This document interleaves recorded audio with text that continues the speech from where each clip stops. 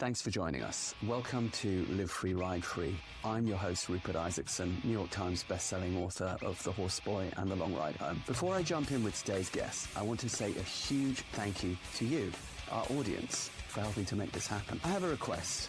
If you like what we do here, please give it a thumbs up. Like, subscribe, tell a friend. It really, really helps us to make the posts. Find out about our certification courses, online video libraries, books, and other courses, please go to rupertisaacson.com. So now let's jump in. All right, rockers and fellow horse nerds, look who I got Nahshon Cook here. If you don't know who he is, then you ought to know who he is. If you do know who he is, I probably don't need to introduce him, but let's assume you don't know who he is, because some of you won't.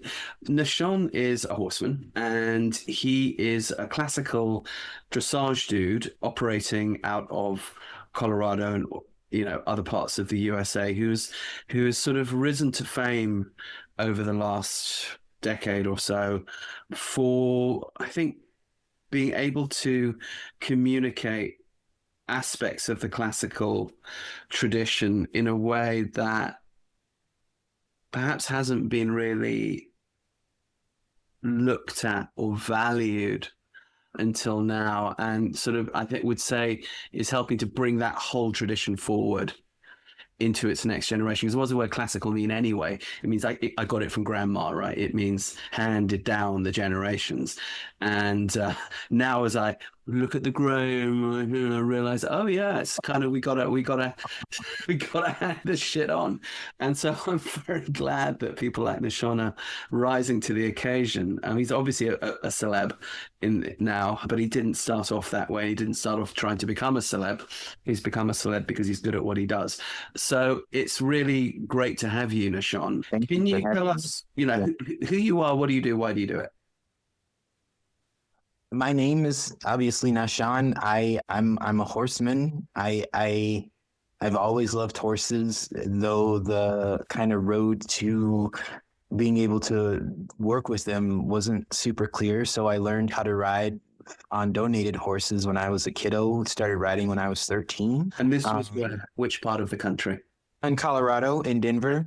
It's a place called the Urban Farm at Stapleton, and it was for inner city kids, and it was a youth diversion program, and that's how I got introduced that's how I got introduced to riding and horsemanship, and I think I got and ultimately dressage by way of mainly a lady named Cynthia Spalding, who used to live in Colorado but now is in Branson, Missouri. And then a little later, while I was there, by Jean-François Fabier, who used to ride for the Cadre Noir. I think that's how you pronounce it in France. He presented horses in hand in the airs above the ground. So that went on till I was maybe 16 or 17. And then ever since then, it's kind of been read the books, see how the books make you feel, if it feels good, try to get that feeling on your horse. And that's kind of how I've learned since then, for the most part. Can I just, it's always good to know who people's mentors are. Can you just tell us a little bit about Cynthia Stapleton, right? Cynthia Spalding. Spalding, sorry. Yeah, I was just a bit behind you in my notes. Spalding. That's okay. And sure. Our second guy, the French dude? His name was Jean-François Fabier. Barbier, but not Dominique Barbier. Not Barbier, no, Fabier. Fabier, I believe, yeah. Sorry, how do I spell that? Favier, I think that's how you spell it. Fabier, okay. Fabier, all right. Yeah. So you just kind of rather glibly went whoop right over those. But let's just tell us the story. How do you go from an inner city kid who's fascinated with horses, you find your way to this farm, this inner city farm, which has horses? Who is running it and why? How do you find your way in there? And then how do you find your way from there to these two people? So I started riding there when I was 13, and my father was doing some videography work for one of the founder's sisters who was running for office here in Denver. And he told my dad about it, and they invited me out. And so and they did it just because they wanted inner city kids to have access to farm animals and horses. And so they were like horses and goats and chickens, and we all did 4-H. We had to do 4-H and do the county fair and have our 4-H projects and all that stuff. So just so we could learn. And I, beautifully enough, like there was another guy who went through, who's now the farrier for my horses. Yeah. So it's been super, super great. And I got introduced to Cynthia Spalding and Jean-François Fabier through them. They used to come and do clinics for the kids when Cynthia would come in specifically for the kids at the farm, and then Jean-François would come in and like do a day after he had gone around and taught at a different place in Colorado. Okay. So I'm just looking Cynthia Spalding up right now. It's always good to have, it's always great when people turn you on to other people, right? This is how we know. Tell us a little bit about who she is and what she taught you. Well, I remember once she said that she specialized in interspecies communication. She was started as a dressage rider by some military man in Ecuador, I believe, and then she studied with Gunnar Ostergaard, who was from Germany, and she got into trainers and was here in Colorado for a while and showcased their stallions where she was at the barn she was at, and she would go down to Florida and show them. And then I think she had an accident, and her kind of showing career with the high level horses was over because it had ruined her back.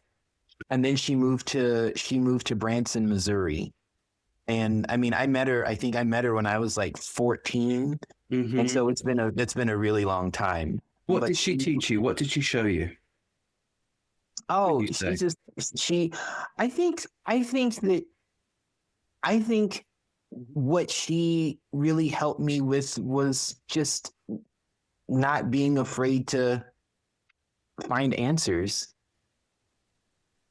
Not to be afraid to go after it and find answers. And I think that she saw a glimmer of ability in there. And I really appreciate that she didn't like try to just train me to make herself look good, And so I appreciate the time that she gave and the space that she gave. And I still talk to her occasionally. And I think that was it. It wasn't, I didn't study with her a lot. But that's who introduced me really to ideas of dressage. And she would tell me what books to read, and I would read them, and I could come back to when she would have a lesson or when she would be offering lessons, and I could come and talk to her about the text and all of these things. And I feel like that was super wonderful because it wasn't a tradition that I was being initiated into or expected to carry on. It was always from the beginning, what felt good, and how did this writer explain this thing, and how do you think they use the seat, and do you see how they're holding their wrist? Like your wrists are turned in, your fingers are turned in. Straighten your wrist because that gives you the connection from the elbow to the bit. And don't cheat with your wrist. You know what I mean? Don't lock the horse there. And then also that. I remember my first lesson with her was on a off the track thoroughbred named Sasha, and she just allowed me to be in love with this little weird dark bay mare, and she I think above all else taught me that dressage can be for any horse, because she respected my love for this mare and helped me try to help her feel good in her body and mind. I think if anything, that was it, that like dressage is for horses.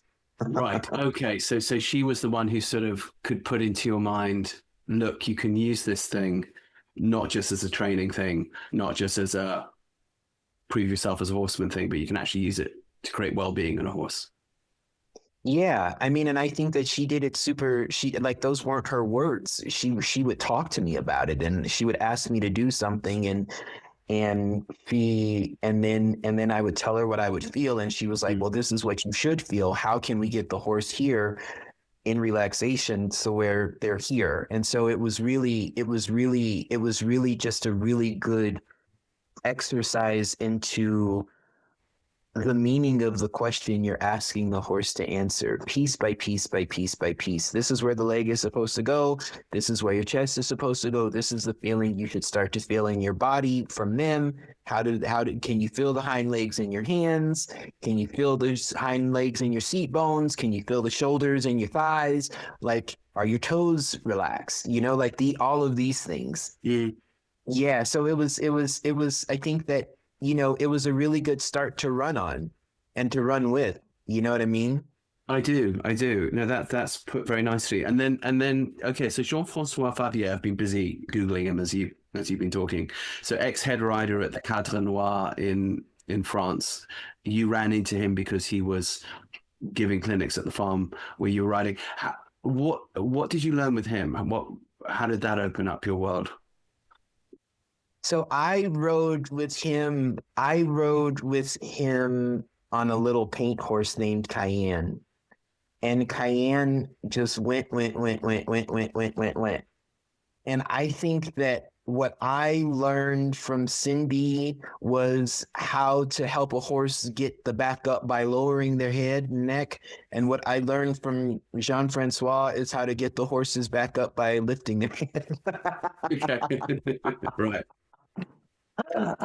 You're more of a Baucheriste then. Yeah, for sure. And it was, I mean, and like at the time, I didn't really understand what was happening between the two. But I think that just having those feelings in my body that sometimes, you know, and on different types of horses, sometimes they have to lift their back to know how to hold their neck, and sometimes they have to, you have to teach them how to hold their neck so they can lift their back.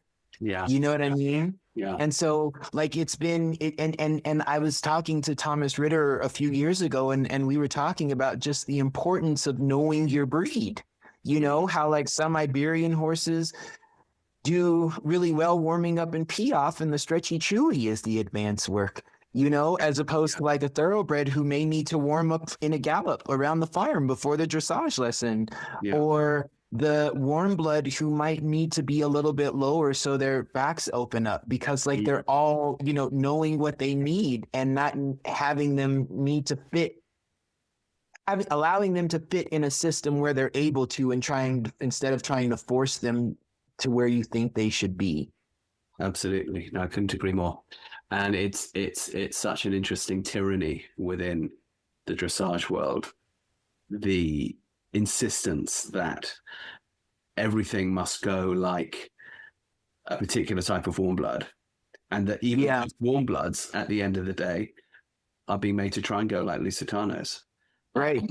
And you sort of look at this thing and say, but isn't that trying a little bit too hard to go in the against nature? But it is interesting how dressage lends itself to extremism in that way. And I suppose like any religion. Yeah. Sorry. You hadn't noticed, right? Yeah. Okay, so this is a really interesting and unusual education for a boy from it's wild. Denver, right? Were there others going through this with you, or were you the only one from that program who kind of ran with this?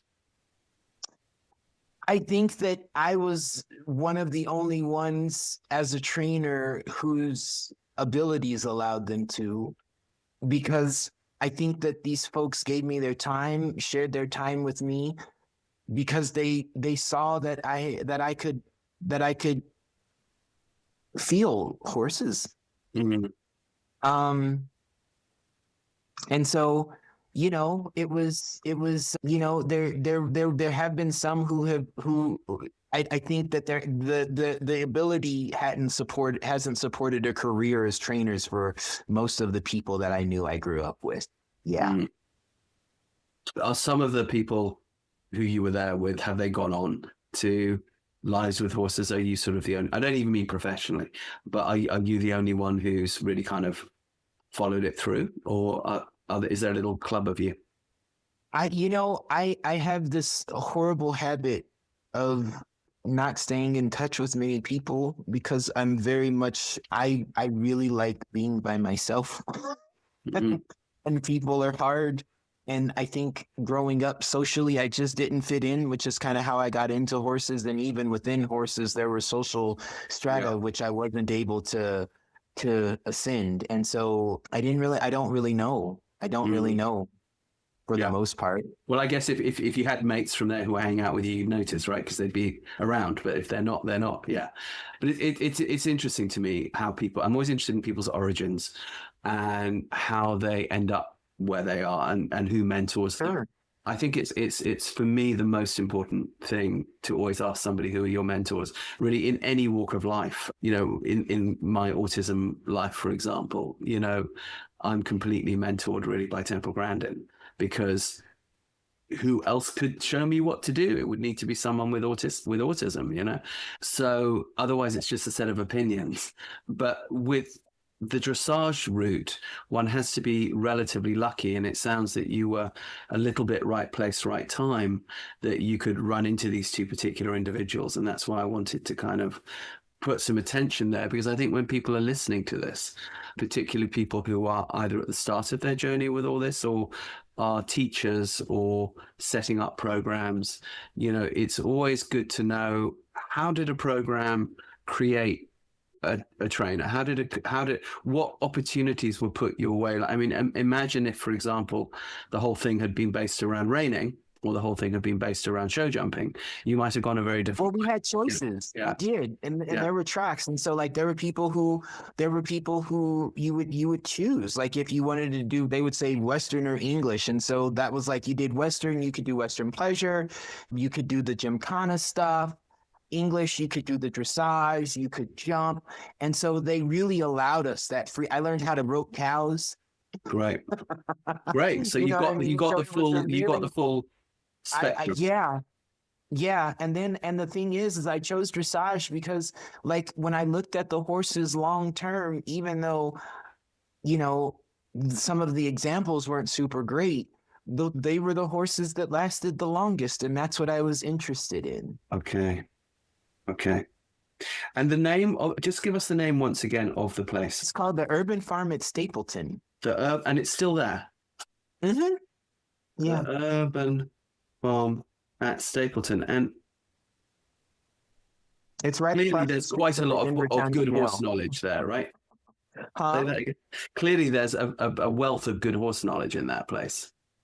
Well, there was when I was there. I don't know so much now. All right. Kind of the demographic focus has shifted, and so I kind of lost touch with them when I moved out of the country for a while, and then I came back and trained one of their horses, who turned out to who I ended up acquiring, and it was my first horse that I taught to do the Labad. He was the first horse that I had gotten to the Grand Prix.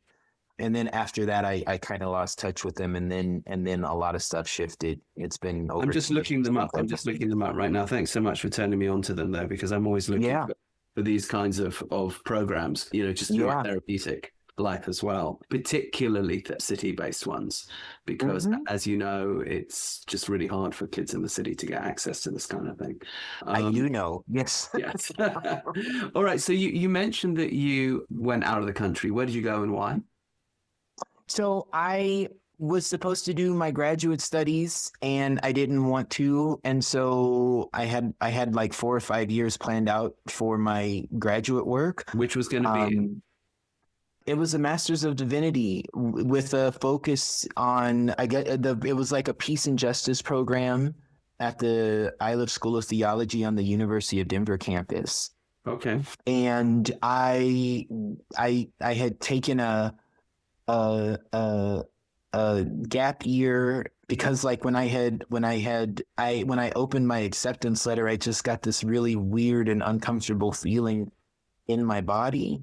And so I decided to wait a year, and then I started going there and it just didn't work. And so I lasted about 6 weeks, and then I decided my mom said I should go travel. And so I went to Southeast Asia. I moved to Cambodia, and then I ended up in Thailand, where I had begun training after a weird series of events, show jumping and dressage horses there. Okay.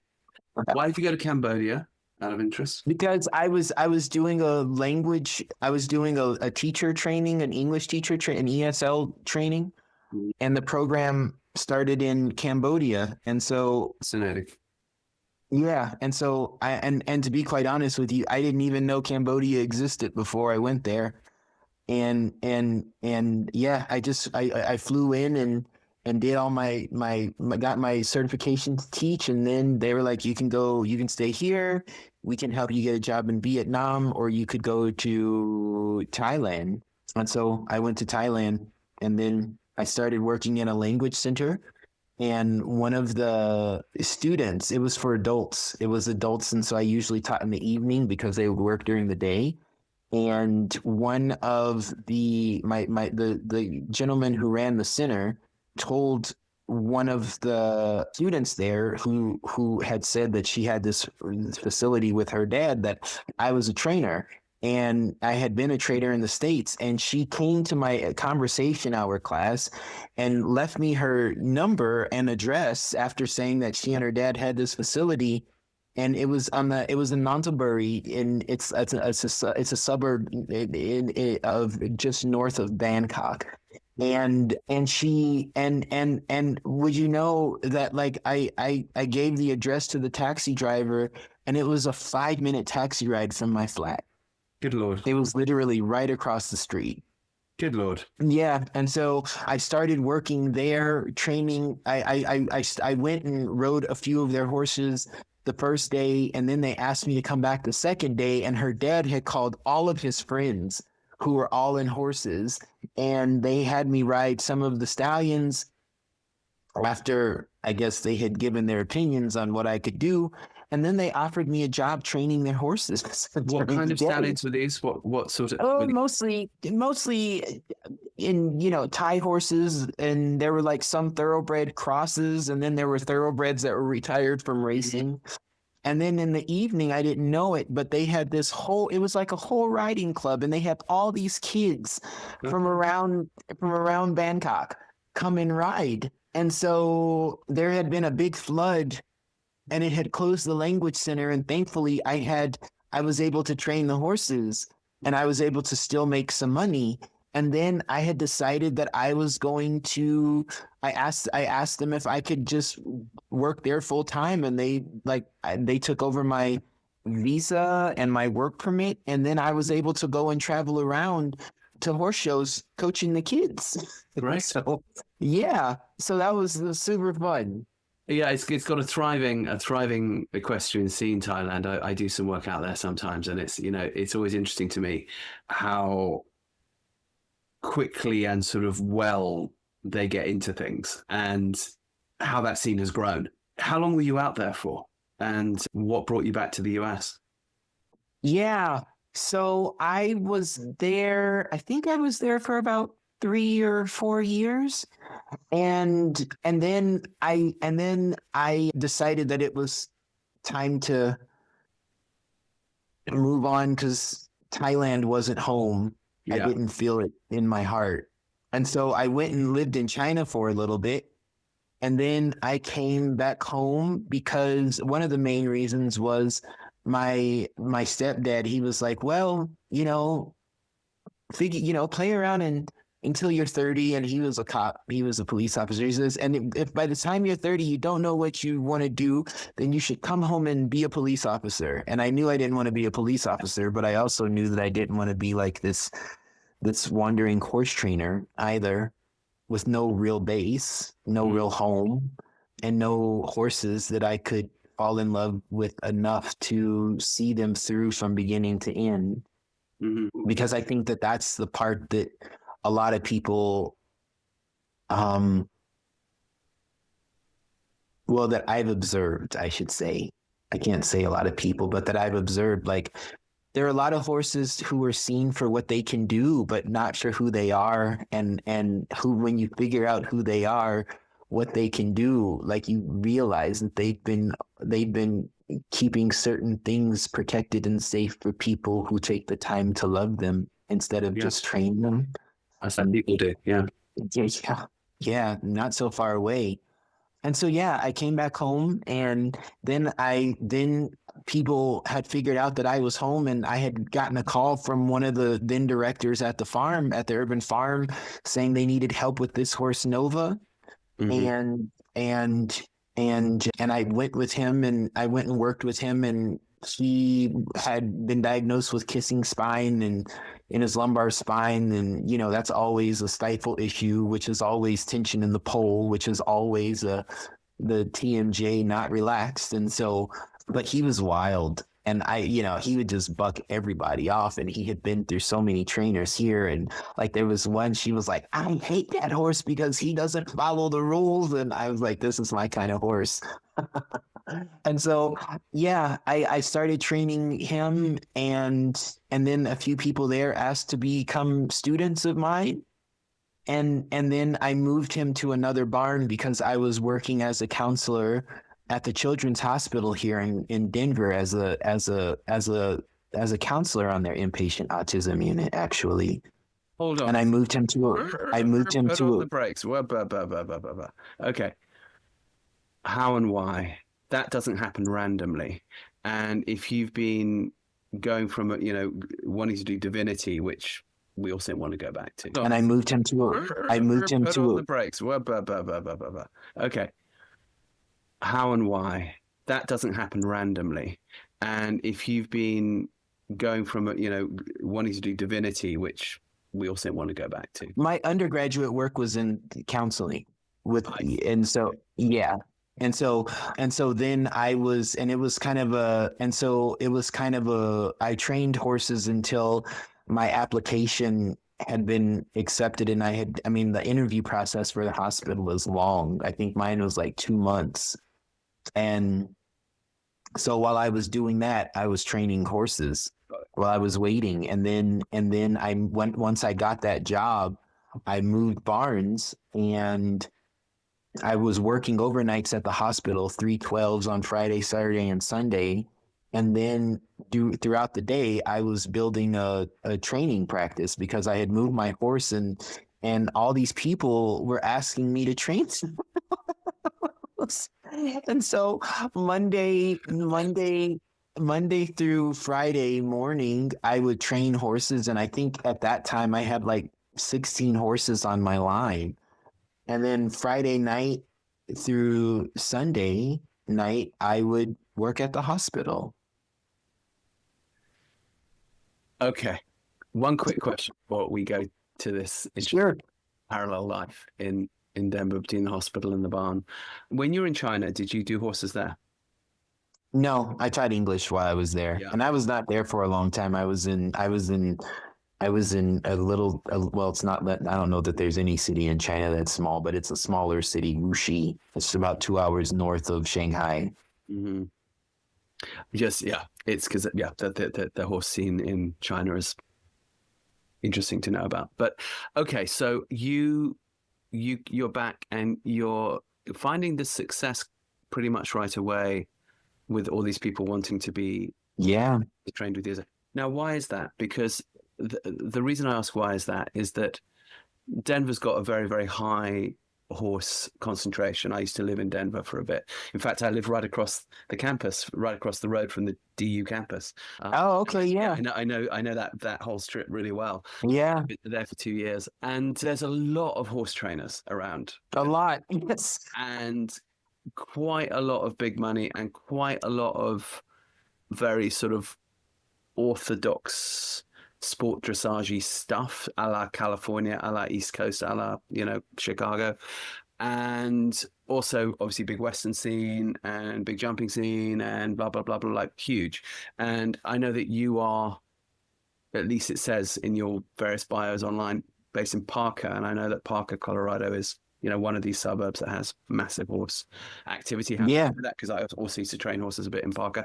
Why, given that there was this wealth of trainers out there, many of whom are quite good, and you've just shown back up on the scene from time abroad and so, what do you think was going on? Because you presumably, you can say, well, I had a great feel, and yes, I have no doubt that you did, but nonetheless, it takes people sometimes time to recognize, particularly when someone is young, that, and you'd been out of the scene for a while, and you probably back then didn't know as much as you know now. So, oh no, absolutely not. So what do you think? Why do you think this became so successful so fast? Looking back, my horse's eyes were sparkly. They were happy. Yeah. I had sworn that I was never training horses for people ever again. I was I was gonna go to graduate school when I came back, I was gonna go to graduate school to become a therapist. Mm-hmm.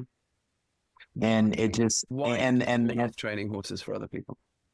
Huh? Why had you sworn off training horses for other people? Why did you not? Because a lot of people didn't feel safe to me.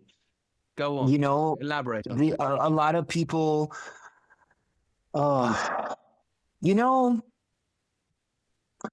you've been around enough to see horses in bad situations, and horses whose pedigree and stall space shouldn't lead them to be in the physical state that they're in. Obviously, I'm talking about a poor physical state. And I looked at how so many trainers came into this work out of love for the horse and were reduced to the need for money. Mm. And how so many clients controlled a lot of trainers that way and ran horses into the ground. Yeah. And if the person, and could just take the horse away whenever they wanted to and just find somebody else. They use their horses as bait. They use these nice horses as bait to get the person that they want. And I've had people do that to me, just try to trap me because I should be in love with the horse because of what the horse can do for me. And I've never allowed myself to fall into that situation. Mm. I never wanted to feel like I had to get down on my knees and beg to keep a job that I needed because I loved horses. Knowing what you know now, what would your advice be to young people going into the equine industry? Because this is a really good point. Yeah, I would say fall into that trap. I've got make money someplace else. Say that again. I would say if you can have another job that can provide you the money so you can start from the beginning and share and show and work with and for people that you want to, or like for me, just get your own horse so nobody can ever take them away. What my advice often is to the young folk is don't just offer what everyone else offers. Yeah. And I think in that way, I think that's where it's been very strange for me, very charmed. I've never offered training to anybody. Mm. Everybody has always asked me. Yes, but what's interesting to me is piecing together the journalist in me. That's why I always peel back the onion layers, and I want is if I was like 25 and I was listening to this podcast, or if I was a parent and I had a kid who was wanting to go into this, and I was like, "Ooh, this is interesting. Look, these two dudes are talking about this stuff." The story that you've told is that you actually got this is quite crucial, a very unusual skill set. Because, and that was perhaps the gift of coming up through that urban farm, because you got the total gift. You got the whole kind of 4-H cowboy, also pony club thing, which one, needs that kind of broad base. And then you were, right place, right time to have, Cynthia and Jean-François kind of look at you and go, and that both of these guys were coming from two very different, very separate dressage traditions. Yeah. But then also you followed it. And then you also went and got educated. Often when I'm dealing with younger people and they say, I want to buy a horse, I always say, don't buy a horse yet. Go and ride and train with everybody else's horses. Learn on 100 different horses. And the horses are going to come to you in due course. And then you'll end up with more horses than you can handle. And then you'll encounter that stress. But don't get into that too quickly. Go and learn from a variety of people and get an unusual skill set. And I think that, so what I tend to do is I tend to try and show people the sort of French Portuguese style, because it's, like I said, if you can learn all this stuff on the ground, you can fix pretty much everybody. Anything almost, right? Yeah. And then suddenly you have a very different position to all the other people that are just getting on and riding. But this requires you to not just ride, and particularly when people are young, they often want to ride very much. And it's like, well, you can ride, but also learn this. If you learn this, it's going to help position you. And it seems to be that you kind of acquired those skills, so that when you got back, I would be willing to wager that when you got back from your travels and showed up in these barns, you could show up with a rather unusual skill set, which people who were discerning could probably spot and go, you know what, that I'm going to go with that. Yeah. And I think that the thing is that I've been teaching, like I started riding when I was 13. I was teaching adult group classes when I was 14 years old. And I had my first FEI client rider.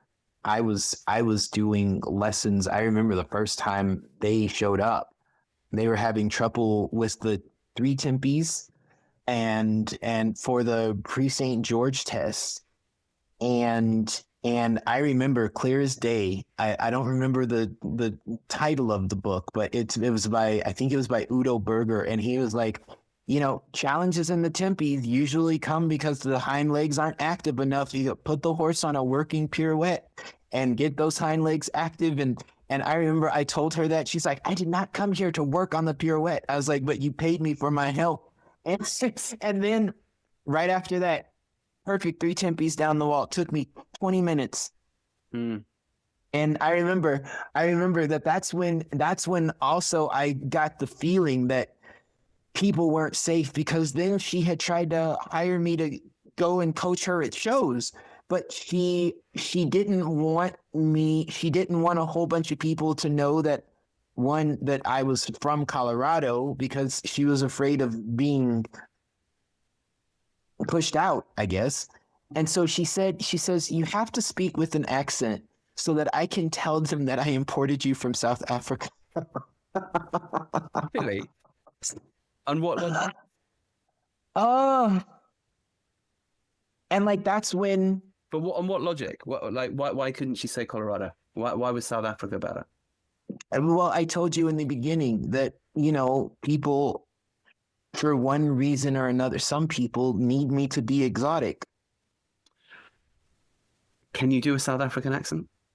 I didn't need. No, I didn't. And the thing is, a lot of my family are South African men, so I'd be quite curious to hear your South African. Yeah, yeah, right. And it was just. I think that more than anything, insane though. That it's and incredibly insulting. Yeah. So, and this is where, for me, like I was saying, like a lot of people just didn't feel safe. And I was still a kid. I was 15 years old. You know what I mean? Well, I can see her not wanting to admit that she had a 15-year-old trainer. That that I could understand, Yeah. but I mean, and I think there's some kids who know things and they don't know how or why they know things, but they just do. And and when it came to horses, that's, and even now, like from the field to some degree, like were you? Yeah, I mean, and then there's sometimes I can hear them like clear as day, or I can feel them in my body where there's hurt, and I can take that place in my body and like regulate my nervous system by kind of feeling, conjuring up like when I felt safest in my body and then warming it up, and it can release a spot in a horse. So like there's all of these things that I've taught myself how to do. As you know, if you followed any of my work, I'm an autism dad, and we have a whole career before this podcast in helping people with neurodivergence, either who are professionals in the field. Are you a therapist? Are you a caregiver? Are you a parent? Or are you somebody with neurodivergence? When my son Rowan was diagnosed with autism in 2004, I really didn't know what to do. So I reached out for mentorship, and I found it through an amazing adult autistic woman who's very famous, Dr. Temple Grandin. And she told me what to do. And it's been working so amazingly for the last 20 years that not only is my son basically independent, but we've helped countless thousands of others reach the same goal, working in schools, working at home, working in therapy settings. If you would like to learn this cutting edge neuroscience-backed approach, it's called Movement Method. You can learn it online. You can learn it very, very simply. It's almost laughably simple. The important thing is to begin. Let yourself be mentored as I was by Dr. Grandin and see what results can follow. Go to this website, newtrailslearning.com. Sign up as a gold member. Take the online Movement Method course. It's in 40 countries. Let us know how it goes for you. We really want to know. We really want to help people like me, people like you out there live their best life, to live free, ride free, see what happens. Where do you think your ability to download that kind of shamanic horse stuff comes from? Yeah, I don't know. What's your heritage? What's your ancestry? Where do your people come from? So, well, Clearly not South African. No, I'm not South African. I mean, outside of slavery, we're all from here. But let's go back as far as you can go. On your mum's side and your dad's side, do you know your ancestors? There's a lot that's not recorded. Have you got any Native American in there as well? Yeah, my great grandma was half Seminole. Okay. Great horse people, the Seminoles. And they were originally from Oklahoma, and then they moved here to Colorado. Got it. What I strongly suspect, I had a really interesting conversation the other day with a guy called Lewis Hook, he and his sister founded the Compton Cowboys. Oh yeah, I've heard of them. Yeah, and he's a great dude because he's interesting because he was an MIT finance guy who moved to Compton. He grew up there and then he moved back. Loved horses. His sister loved horses, knowing that it would be troublesome to move back there, and did it to sort of start Compton Cowboys. Really interesting story. And he is going to be soon publishing a book on West African horse traditions. Oh, sure. Which, of course, is one of the... So, the whole slave trade was predicated on horses. People always think it's only ships. The ships were the final part. But right. the campaigning that went on in those wars within West Africa, where prisoners, all the warring kingdoms who could then take each other's people prisoner and then sell them right, to either Arabs or white people who were going to then, and it would be going on for thousands of years. Before that, they'd been selling them to the Egyptians, they'd been selling them to the Romans, they'd been selling them wherever they could sell them. And then this was just the latest iteration. And the biggest, most effective cavalry of the era were in Mali. and also and all across the Sahel. And even my ancestor George Spotswood Sparks, who was in the late 19th century campaigning in the Sudan, encountered highly effective medieval cavalry wearing barding on the horses and chainmail and so on. In fact, I have a surcoat on the wall pulled off a dead knight from the Battle of Omdurman. And Wow. we used to have a broadsword with all the Islamic inscriptions as well. And these guys were master horsemen. And it's very interesting to me when people look at the black horse traditions in America, you know, Native Americans getting it to some degree from the Spanish and they're making it their own. And then, but what people often forget is that many of the West Africans that came over had a very, very strong horse tradition. And if one goes back even today, you know, Senegal has a pretty thriving thing still, parts of Nigeria, blah, blah, blah, blah. But it's kind of written out of the books, and Lewis Hook is going to do this. So when you know, I hear you talking about this stuff, I'm like, is he sort of downloading a little bit, you know, from an ancestral? I mean, it I think very well, right? It very well could be. I think, you know, how it works for me is like when I get a horse with a dysfunction, I you know, I look at that as that part of the horse that is, I look at whatever is hurting the horse. And this is really how I see it in my mind, as a part of the horse that needs love, asking for attention, as manifests in this, as manifesting, you know, manifesting itself as dysfunction. And so kind of like the horse with DSLD, we put a bit in his mouth, and for years, I mean, 2 years, he had been diagnosed. And when he had been diagnosed, all of the soft tissue in his hind legs, the suspensory ligament rather, was gone, and it was all scar tissue. And I met him, I think 2 or 3 years after he had been diagnosed. The first time I met him, and he also had PSSM2, which kind of made his muscles freeze, and that was more dietary, so they had gotten that under control. But the first time I met him, I put a bit in his mouth because I had read this book by Norman Dodge. Two things. I had listened to a lecture by Daniel Dolphin on how the horse's tongue can engage all of the fascial lines in their bodies when they pick it up. And like, that's a old, like, vaquero horseman here in the States, teaching the young horses how to hold the bit without, you know, I mean, as a lesson and as a certain, a separate part of training, just holding the bit before anything is done with it, and how it could engage the whole thoracic body, the whole thoracic, the whole fascial body. And then I read this book by Norman Dodge called The Brain That Heals Itself.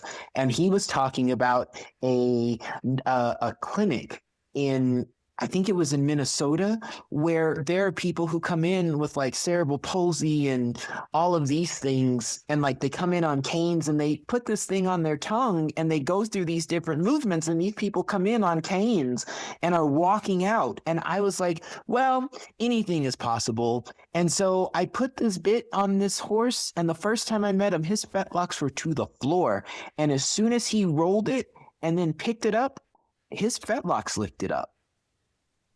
And then I did it enough, and as he was doing it, I was having him breathe, and I just told him, I cupped my fingers on either side of his vertebra, which all the way from his lumbar spine all the way up to the thoracic spine at the wither. And I just told him, I said, breathe into my hands. And I would press, and that would bring his attention to where I wanted him to breathe, and he would lift my finger up. And as soon as we took the bit out, his pasterns dropped again. And like, I knew I was onto something. And so then we just kept doing it, and it was super wild, because like, he had these lumps. He had like a lump here at the base of his neck, and the veterinarians didn't know what it was, and they had suggested like surgically removing it. And I don't know what it was either, but like there was one day where he had edema, it had drained, and he had a edema on his chest, and like it was gone. You know what I mean? And so like all of these things, and like going in and really talking to them and listening to their body and saying, hey, like you're in need of love, and like you don't need to hurt them. Like help me help you. And they do. They do. And he like used to call it chronically after he had a colic surgery. He like colic, like it was like once a month. And there was one time, dude, I went in and because I have an apartment upstairs in the barn, and I got a call that he was colicking, and like I touched him and I could feel all of these air bubbles in my gut. And like, I at that time I had these stones that I would carry, and like I was in the middle of like working with him, and as we were working through this colic, there was just like this little thing on his shoulder that started moving around, and like every time I tried to touch it, it would run. And for me, I was like, this is what was causing the colic. And I don't know, in my mind, it was like, this is what was doing it. Would you know, like I had my stones in my backpack upstairs, and I just heard this voice say, go get your stones. And I have this stone called Arlite 23, and then I have a Tibetan black quartz. And I put it on his shoulder on that thing, and the little lump stopped running and went away, and my stones were hot, and he started passing gas, and he never colicked again. Okay, I've got a couple of questions here because we went through quite quickly. A lot, yeah. My mind's just sorry. This is great. No, it's great. Goes. Listen, because not everyone knows the acronyms. So you said let's go back to the horse with DSLD, which is a degenerative disease of the suspensory ligament. Mm-hmm. It's something which can strike various breeds, but it's often there in the Peruvian Pasos for whatever reason. Mm-hmm. And I'm just educating myself here quickly. Sure. That it says an abnormal accumulation of a protein called proteoglycan builds up in the ligament, causing the suspensory ligaments to harden, thicken, and lose their elasticity. And interestingly, I have something not dissimilar in my hand. Look, do you see my little finger there? It won't go further than that. And oh wow! If you look at the fascia there around the tendon, that's called Dupuytren's syndrome. And they say that it's a Viking ancestry thing. It's named after Dupuytren, who was actually Napoleon Bonaparte's doctor, who first looked at it. I've got it to less degree on this one. Richard Williams, who publishes Xenophon Press, has the same thing. Xenophon Press, yeah. He was like, do you have that? Yeah, I've got that. It doesn't affect you when you play guitar, and interesting, it doesn't affect you when you ride or work in hand. It's only when you try. But I can't do push-ups, for example, anymore. And so I'm quite familiar with these sorts of things, and the DSLD is regarded as an incurable thing. It most certainly is, yeah. So when you found that perhaps there was a link between the fascial releases in the tongue and the introduction of the bit, did you find that then this horse could actually support his fetlocks? And yeah, there's video of it. Well. He was rideable again. He was rideable. He was rideable again. Fantastic. And how? Yeah, and like we did a whole it took about all in all I worked with him for about 2 years, and yeah, but like he was like, I mean, like it was wild. Like and it was so funny because I was telling people as I was clinicking around about him. And some of them didn't believe me, and so I invited them to come see him. Mm-hmm. And he could do all of the stuff. He could do his piaffe, he could do passage, he could do transitions from piaffe to canter, he could do quarter pirouettes. And this is where it was like this whole amalgamation of things, because like in my mind, like the mental body from him, like kind of looking at it, like the mental body was the fascial system, and the emotional body was the muscular system, and his physical body was the skeletal system. And so by kind of working with all of those subgroups, clarifications in my mind, I was able to repattern all of his gaits. I was able to repattern all of his gaits to where he was rideable. He could go on trail rides around the farm, up and down the hills.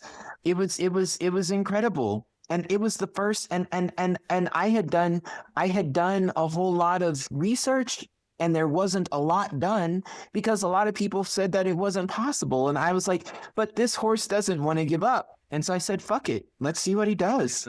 And he got back to where he could get up and all kind of things. And I think his was mechanical though. I think his was caused by the PSSM2, which is like the body's, its inability to absorb, I think, certain carbs, and so it freezes the muscles, and on top of just bad training.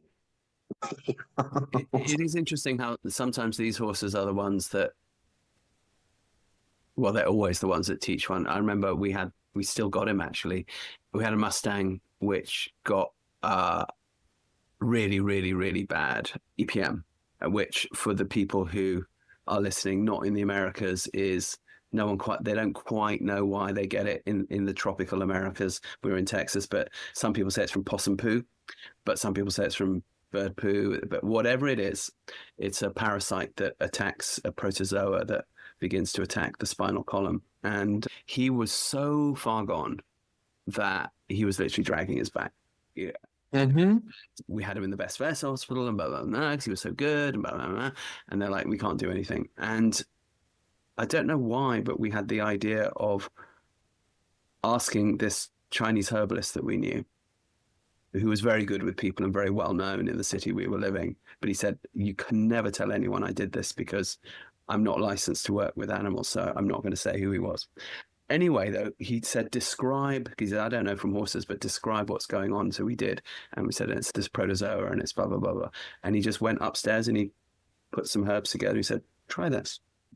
Yeah. The horse is still around, and the horse, there were certain things he couldn't do anymore. Like he couldn't do the levada anymore. He couldn't jump anymore. A boo-hoo, he went on to live another, almost 20 years by now. And wow, he's, hasn't quite retired yet, was one of our, really foundation horseboy horses. But, we had tried the drugs, we had tried everything. And then we, on a whim, did it. Now, I've got a funkier story to tell with this, and then I want to go back to something else that you said earlier. So, obviously, I've worked a lot in areas of the world where there's strong shamanic traditions, and sure. So that's been a huge part of my adult life.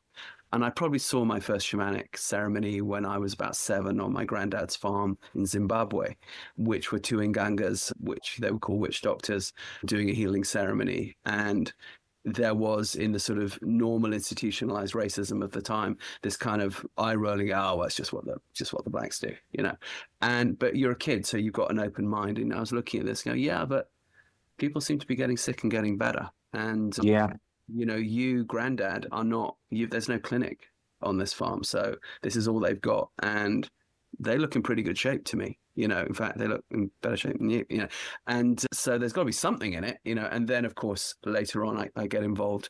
But interestingly, we had this horse in Maidenhead in England.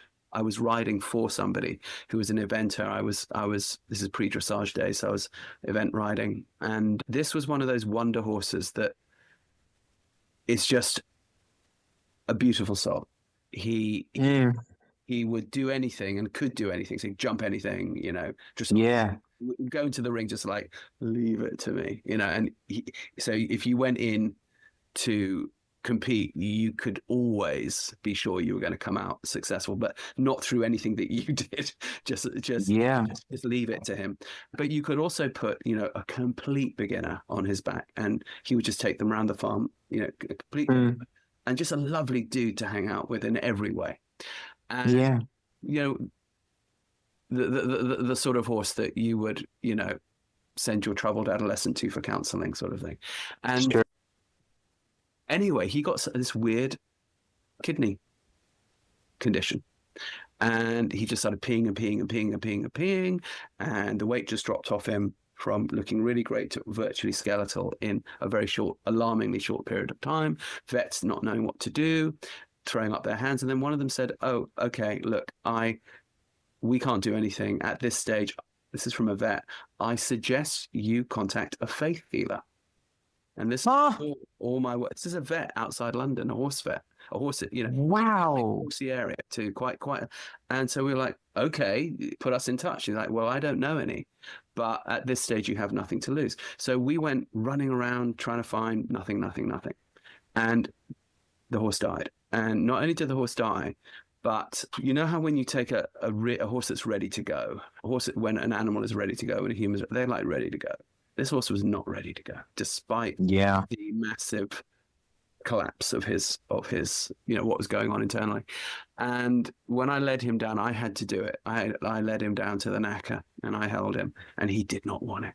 He did not want it. And I'm like, fuck, man, this is wrong. I don't know what to do. I'm in my early 20s. I don't know. Anyway, we shot him. 2 weeks later, I'm in a party, in a sort of cocktail party in London, because I'm also a journalist, right? And I'm talking to this female film producer, and she says, I said, what are you working on? What have you been doing? She said, oh, we just did this series on animal faith healers. And I'm like, where were you 2 weeks ago? 2 weeks ago. And I said, all right, listen, did you meet anybody that you thought was straight up? And she said, honestly, Rupert, only one. The rest, she said, I thought were charlatans. But she said, this one was this funny old bloke who lived in a trailer north of London, little bloke about 5'3", little bit, always very smartly dressed, called Charles Siddle. And she said, she followed him over a year and saw him cure one of the Queen's broodmares from lymphoma and various other sort of far-gone cases. And the reason was because there was a vet in that area, a smart, moneyed horsey vet, who was referring people to when it was a bullet job. Said, well, you might as well call Charles. So I contacted him, and I also followed him for a year. And I saw him, a horse that had shattered its scapula, a horse that had burnt its lungs out, and a horse that, I can't remember what the other one was, this is going back about 30 years. And in each case, the horse made a full recovery. And I said to him, and all he did was he'd go and spend a bit of time with the horse, and then he'd come out and say something like, change his water tomorrow at 3:00, change his rugs at 5. I'll be back next week. We'll do the same thing. And then it would be fine. And I'm like, he wasn't even laying on hands. There was no obvious healing thing. Sure. And so I said, what are you doing? And he said, well, Rupert, if I tell you, you'll just think I'm crazy. And I said, well, yeah, but anyway. So he said, finally, all right, I am the hands of a dead friend of mine who was a vet, who died 18 years before he appeared to me in a stable in his wheelchair and said, you're going to be my hands. And he said, I'm also... Wow. And I said, well, hold on. Yes, it sounds crazy, but I did ask, but what are these people doing hanging around? Like, surely after you go, you go. He said, no, Ruth, if you've got work that you think you want to do, you have to finish. Yes. You can hang around for a bit. Not forever. Yes. Eventually you're going to... Just until your work is done. Yeah. But he said, so this is what I do. And I said, well, that does sound bananas. And he said, well, I warned you and you did ask, but I never saw him fail. And it's really interesting to me. This is long before I started hanging out with Bushman shamans and things like this, but this was just in the suburbs of London. And we're everywhere. It's everywhere. Yeah. Organisms, And he had been a Marine in the war, which is interesting. In the Second World War, he's tiny, tiny little dude. But he said, Rupert, I killed a lot of people. We were sent on these missions and, you'd have to knife people in the dark and things like this. And he said, this is sort of my way of giving back. He also did. And he really opened my eyes to this. So, I am fully open to the whole range of everything from straight up allopathic all the way to can't explain it, but thank God we had a good result there because this person is still with us. I want to go back to something you said about kissing spine about half an hour ago, though, because you went over it and I couldn't stop you in that moment, but I just kind of went, Sure. Just because there's a really interesting thing that you said, which ties in with some experience I've had. You said kissing spine is always tension in the pole and the TMJ. This is really interesting to me for various reasons that I'm going to go into in a minute. Elaborate, please. So they can't, horses can't lift their front ends up if there is tension in first the pole and then the TMJ. And then if they can't lift up their front legs and they're inverted, then their hind legs have no place to go, and we have the processes folding in on each other. Kind of in my way of thinking, just the way that my mind works. Out horses here. Yeah. Just for the visual. And hollowed out doesn't necessarily mean, hollowed out doesn't always mean this. It means horses on the forehand who can't bring their hind legs under to lift their front end up. Their backs can't engage. So you'll see it a lot in like hunter horses here, like English equitation horses. Yep. You'll also see it a lot in dressage horses who are pulled in and up. But either way, the chest is disengaged. The thoracic sling is disengaged. And because of that, the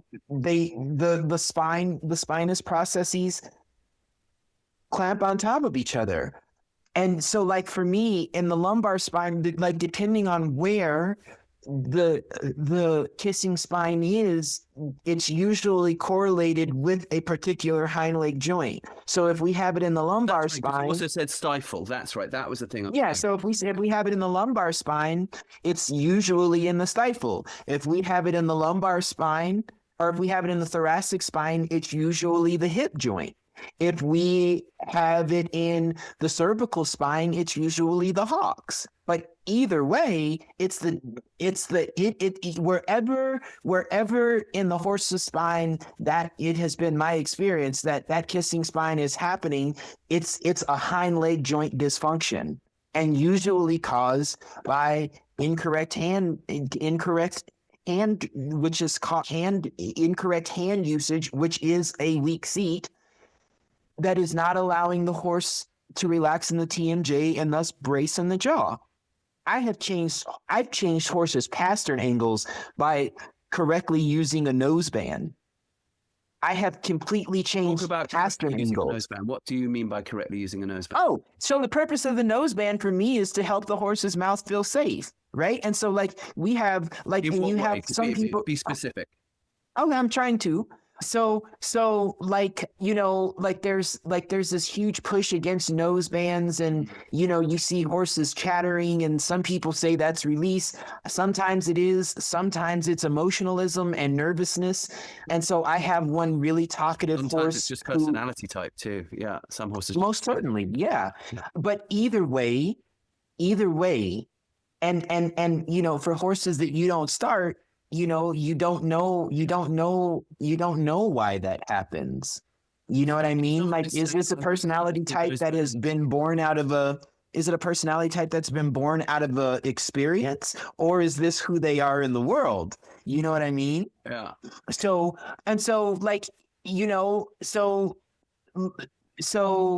I have, when I ride with nosebands, I tend to ride with them quite snugly to make sure that the horse understands what a relaxed TMJ feels like and that they don't have to fear the hand. And this is after a long course in teaching them how to hold the bit and what the hand means and what the seat means. And they trust me and they feel safe inside of my hands.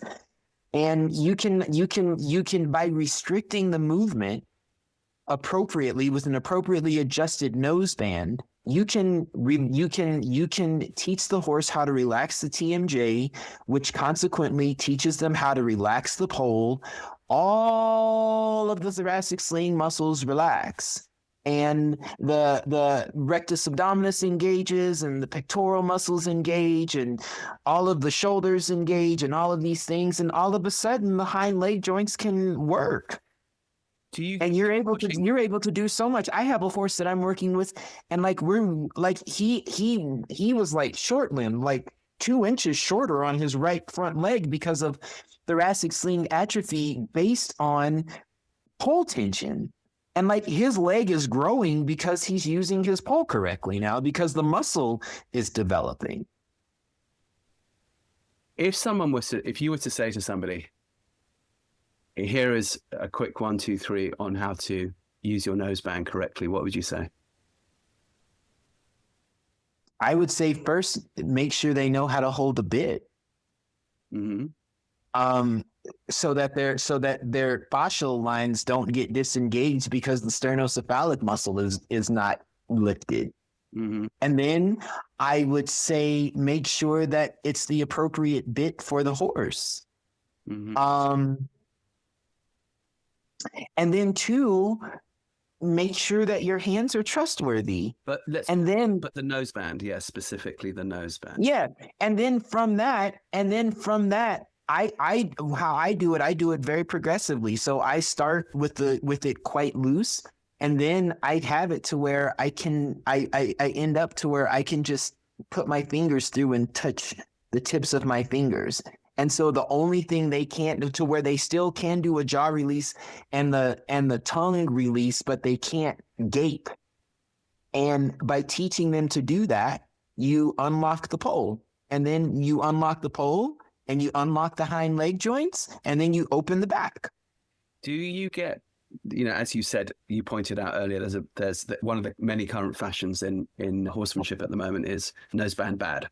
And I don't believe that, because when I'm working in hand, particularly I teach people a lot of in-hand work, I've noticed that if you don't use a noseband, the bit tends to slide around. And just for that reason alone, it can be more comfortable for the horse. But I've, like you, noticed many other good things. My friend, I think you may know her, Suki Baxter. She's also been one of Warwick's. Oh, sure. Yeah. We all present together in Texas. Yeah, she's fantastic. And she talks about how the noseband can equalize the pressure of the bridle on the horse's head in a way that's very good. So it's interesting. And then there's also just a flat out, I would often joke, if you've ever spent much time out hunting, I grew up doing a lot of hunting, you're going to fall out the front door quite often. And as you fall out the front door, you often will come up with the bridle in your hand and watch your horse disappear over a line of hedges in front of you and begin a very long walk across the plowed fields, rather embarrassed about how much better your horse jumps those hedges without you, on them, and hoping that someone will. So, the noseband can help you not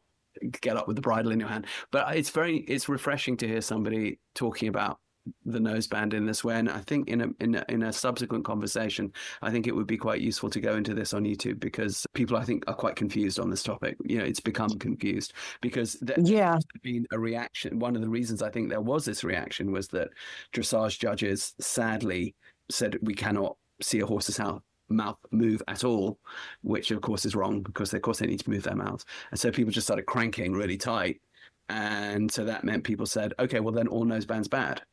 And baby out with the bathwater. There's so many things like this in horse training where one could. Yeah, I think that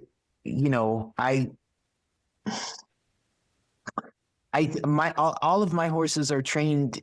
They know how to go without them. They are also trained to go with them. Like I believe in having educated horses, well-educated horses. Is part of it. Yeah. Yes. You know what I mean? I do. And I feel like that's my obligation to them. And given that I can get the results in the horses that I have that nobody else can do, I don't care what anybody else says. Yeah. You know what I mean? I mean, and really how I look at it, it's like, everybody else walked away from these horses with answers that they had, but they weren't sufficient. We're finding answers, and more importantly, the horses are relaxing into the answers. Most of the time, the horses are offering how they're offering the answer. Yeah. You know what I mean? And so it's like when we don't need to be at war. Yeah. Are you afraid of peace? Like, some people just want to fight. It's kind of like the double bridle. The double bridle, I have popped spines and ribs back into place using Boucher's flexions with the double bridle. Yeah. Well, that's, you know what I mean? That's where I wanted to go next. As you may know, if you've been following my work, we are also horsey folk here. And we have been training horses for many, many years in the manner of the old classical dressage masters. This is something which is often very confusing for people. We shine a light on that murky, difficult stuff and make it crystal clear. If you'd like to learn to train your horse in the manner of the old masters and really have fun and joy for you and your equine, go to our website, heliosharmony.com, sign up as a premium member and begin to take the Helios Harmony course, which will take you from 0 to the piaffe, where the horse is dancing on the spot, in hand, on the ground. And then from there, you can develop out to anywhere you want to. heliosharmony.com to unlock the secrets of the old masters.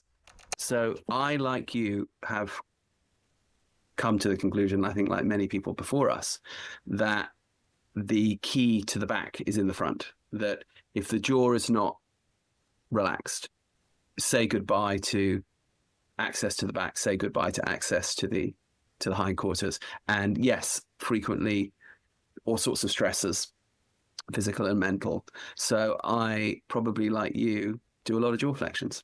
And one of the things which I encourage people to do when they come to me is learn them, because I've never known them not be useful. And even at the very least, you are having a very interesting conversation with your horse, and you're beginning to go down a road when one is playing with jaw flexions of, can we begin to explore things that might make you feel better? And yeah, horses, I think, respond to this so well. So when you're talking about kissing spine being stifle or hip or hock caused by stiff pulse, stiff TMJ, you know, and I know that those flexions can really help with this. Oh, for sure. Why do you think this is not taught so much?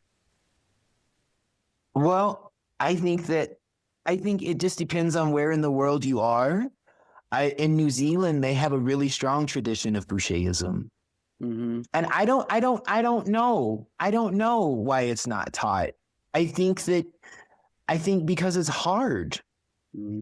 I think because it really requires intelligence enough to allow the horse to be more than fun. Mm-hmm. It makes us be responsible for loving them and educating them for their sake. Mm-hmm. In the ways that work best for them, even though sometimes we don't understand it. I think that there's a lot of inherited prejudice against Boucher's ideas. For some quite good reasons. But I also think it's really it's easy to fuck a horse up using Boucher, but it's easy to fuck a horse up using anything. You know what I mean? I had a Baucherist seriously injure a horse of mine who came in. He was French, and he came in and he said, "This is how it must be done." You can do a lot of damage. And the horse was damaged. And yeah, it was interesting because the horse was presenting no. And even Baucher himself, well, you know all this, said, "This is not for every horse." And many of his immediate 19th century students reported seeing mass failure and confusion of people trying to use the stuff. And one of my problems with Baucherism is that it lends itself to extremism and cultism, so that you end up with people saying, this is the only way. If you are not part of this, then you are going to be excommunicated from this high church. And we the Baucherists are against many, many other things.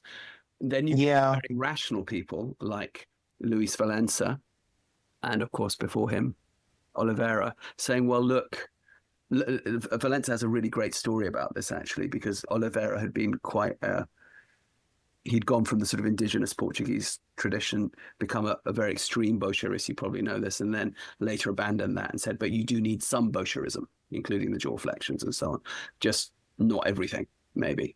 And what Valença always says is when he was a late teen and he had this horse that he produced completely Baucherist, and then Oliveira came and watched him work and he said, you know, ce que tu fais là, c'est pas mal, mais le dressage c'est pas ça. You know, what you're doing there is it's not bad, but dressage isn't that.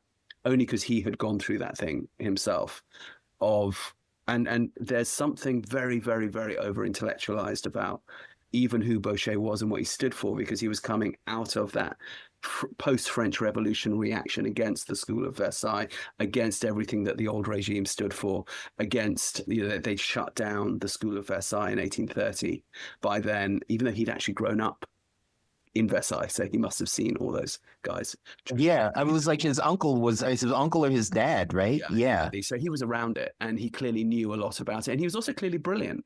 Right. But you do see an awful lot, even in those old pictures, of horses with necks like this and here. Yeah. You know, so it wasn't always good. But I use a lot of stuff from Baucher. But this is a difficult one, I think, to get across. It's like, it's discernment, not judgment. It's like, are there aspects within there that will work well for your horse? If so, try them and use them. If not, do something else. And that will work well for you. You know what I mean? I mean, because the thing is, I think the thing is that I think that, you know, the red flags are up because people can see the bad, but like, I think that it's easier to see the bad with someone who's like that than to see the good. I can say for myself that I've never, and within my scope of understanding, I've never used Baucher to train anything. I've always used Baucher to heal. You know what I mean? So like the horse with DSLD, like that straight up flexion, raising his neck, that's how he learned to raise his forehand. Yeah. And you know, by teaching him to do that, we were like, this is how your hind legs can heal, because it's putting your legs in a position to where your spine is supported by your thoracic sling and your legs aren't compensating all the time. And the beautiful thing is, it's like, okay, well, now we have this, and we have the ability to lift him up, and we can do gentle paw flexions to unlock the stifles and unlock the hips, and we can do gentle jaw flexions to unlock the TMJ and unlock the pole. And since he wasn't able to do the mobilizations in place, we can just do a half pass across the arena, or we can do a traversal across the arena, because the mobilizations in place weren't possible for him. Like, and for me, it's important. Like, what is the tongue doing? If the tongue is going up when you're doing the flexion, you're causing tension in the pole. If it's releasing... Say that one more time. Say it slower.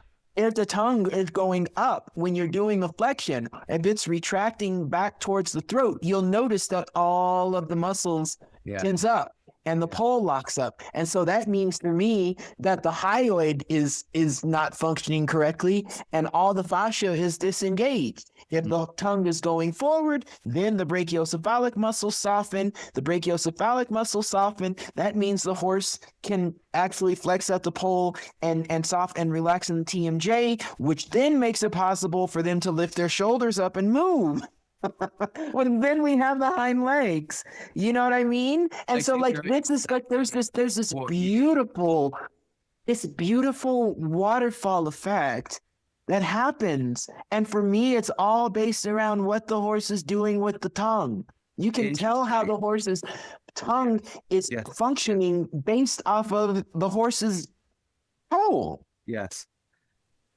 And one can often see as a barometer the underneck. If it's working well, just gets really soft. Yes, and the horse's chest lifts. What is so interesting, though, is I've seen this work which, I mean, go figure, right? Like physiotherapy for humans.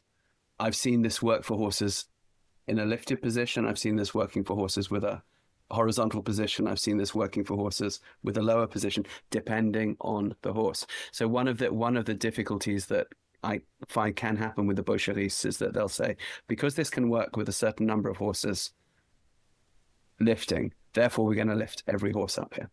And you know what I say to them? Yeah. I say, fuck you. Because my horses, you know what I mean? Like, if this is what is required for me to be in the club, fuck the club. I don't care. The horses are my priority. Whereas surely, yes, one should learn the lot and then see which thing is going to work. And hopefully the horse will show us if it's safe enough. This is what the horses have shown me. Yeah. That if we can do up, if we can come up to this position and we can unlock here, we can get the hips. If we come a little bit lower, say between totally up and say a general working frame, like we can work on the stifles with the flexion. If we can go a little bit lower, we can work on the hocks. You know what I mean? Like, the purpose of all of the flexion and the head position is the hind leg joints, which for me is each section of the horse's dorsal spine. So and this was a really nice, I'd like you just to go over this again, because some people may have missed this. Because it was very, very rational what you just said. Just slowly, for those who missed it, who were thinking about their shopping list when you said that, because I think this is really good information. The higher head position with the releases, the working frame position with the releases, and the lower frame. Yeah, just like the order of the horse's hind leg joints. Ones. So the higher ones. So just like the horse's hind leg joints, you know, if we look at. I want to repeat what you said because it was really useful. So higher up for me, the highest we can go unlocks the hips. Middle position unlocks the stifle. Lower position unlocks the hocks. Brilliant. Cervical, lumbar, thoracic. The three areas of kissing spine. I think we're going to create a YouTube short just of that, because I think that's the kind of information that this type of podcast is here to try to tease out. It's very, very difficult for people to sift through and discern all of the ideologies and all of the things that work in this context, and then all the things that work in this context, and all the things that work in this context. But the people in that context are at war with the people in that context, are at war with the people in that context. And then very occasionally someone can come along and say, you know what, you all are right in your contexts.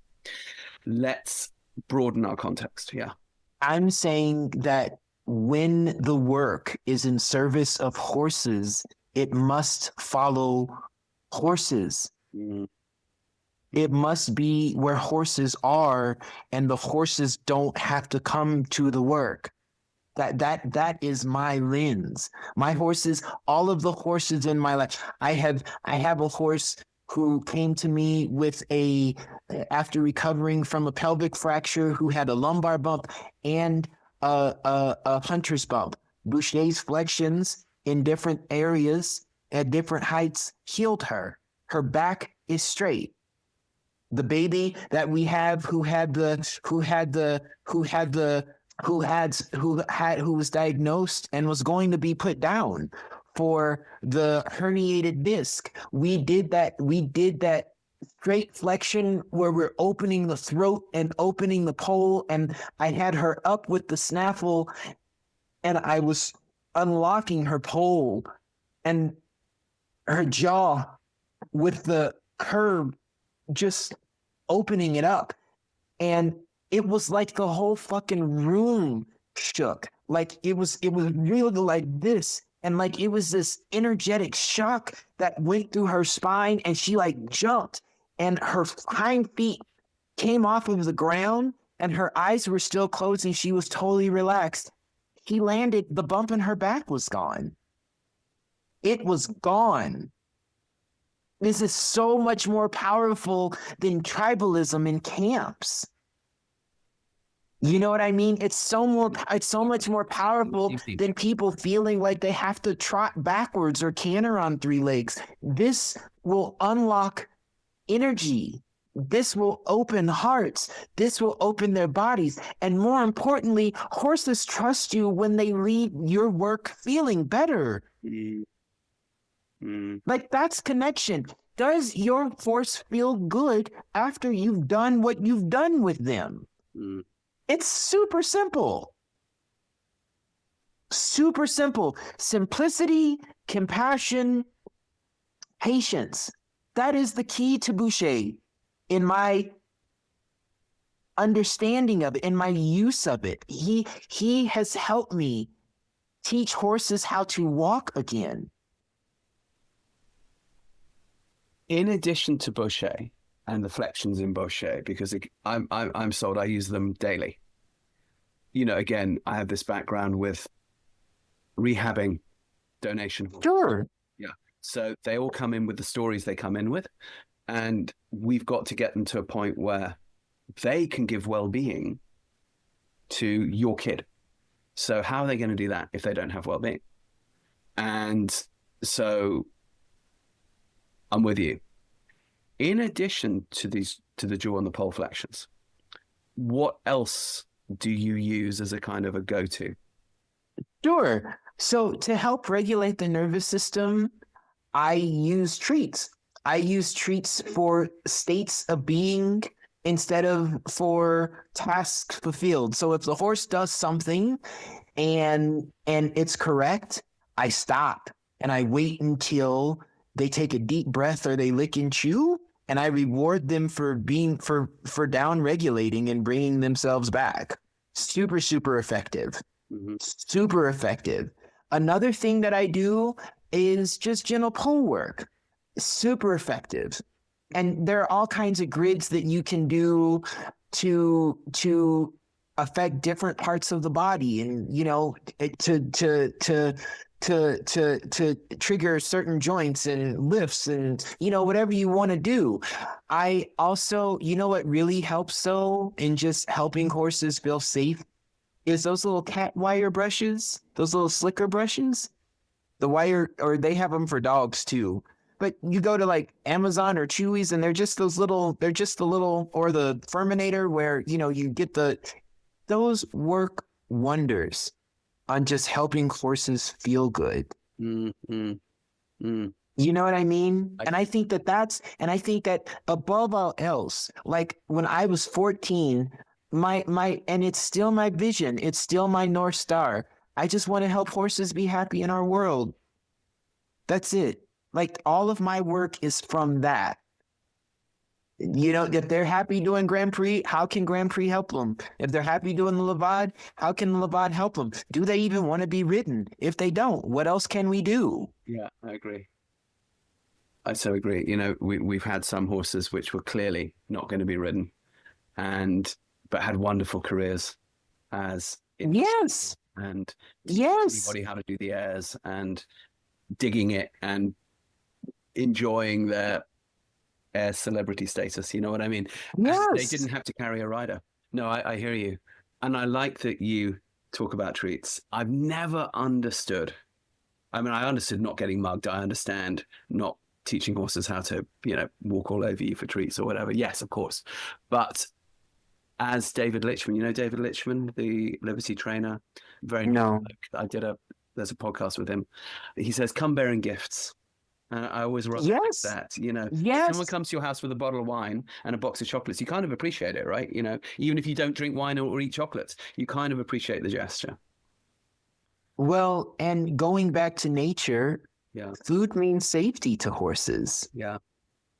Yeah. You know what I mean? So like my horses and the horses in Wisconsin, they walk in the arena, they get a banana just for coming in the arena. They get half a banana. During the work sessions, when they've done a good thing or they're resting and we're standing still and they just take a deep breath or they lick and chew, they get a treat. We end the lesson with a banana. That's how the arena becomes safe. That's how you put them in a state where they're open and relaxed enough to be healthy and learn. It all starts, you know, the body teaches the nervous system from movement, and the nervous system teaches the mind how to think about the movement. You know what I mean? And so like we have this circle and we have all of these tools. And if we want to be great, and I want to be a great horseman, I want to be a great horseman for horses, then we have to do what helps them, regardless of who it comes from. I don't pledge my allegiance to any school of thought or any person. My love is for horses and for the people who love them enough to change if needed or not. You know what I mean? And like, because I get these end of the road horses. I get these end of the road horses when osteopaths have been flown in and vets and, you know, tried to move scar tissue by sticking their arm up their ass, up to their shoulder, moving their kidneys and shit. You know what I mean? Or just looking at them and walking away and saying that there's nothing that we can do. But the horse is like, nobody fucking asked me what feels good. And you know what? I have learned that by asking them, like, how can I help you? They get better just from that. How can I help? Yeah. Tell me what I need to do to help you feel better in your body. Linda Tellington-Jones, I'm sure you know of her. I once asked her, Linda, what would you say to someone is just the most important thing when you first approach a horse?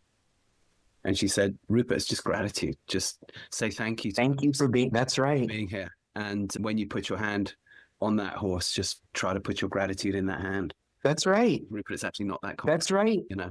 That's right.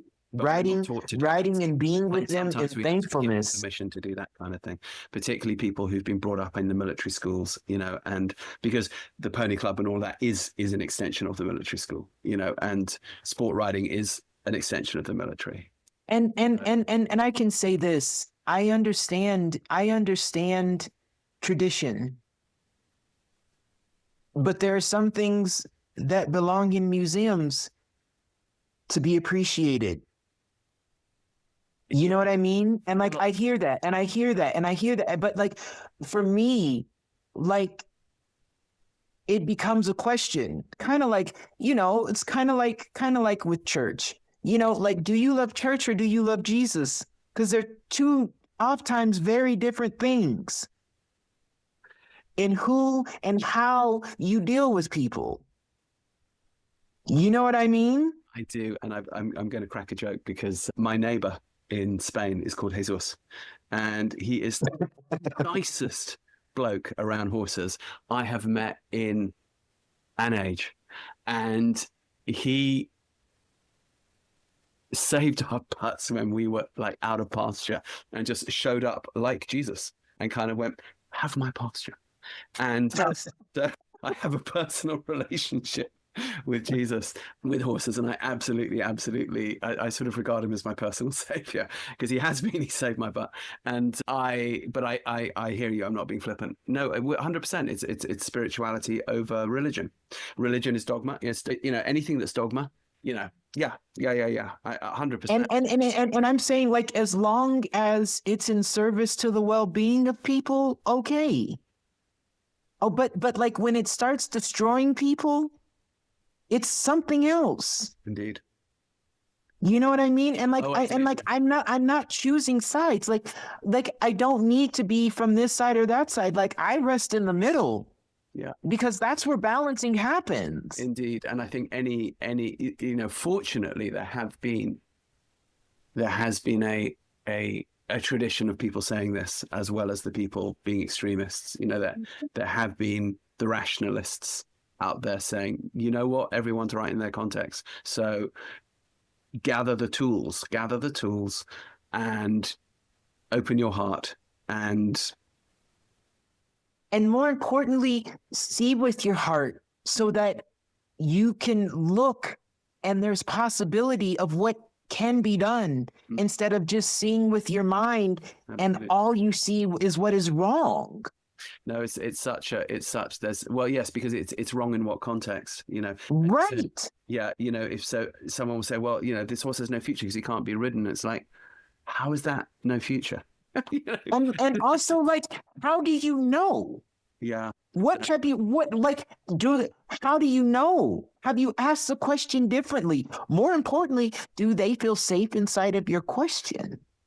Right. And giving them the latitude to be ridden or not be ridden is right. a bad starting point, right? Because if you're going to give me some latitude, I would like a range of choices if possible. Well, I'm sure any organism would.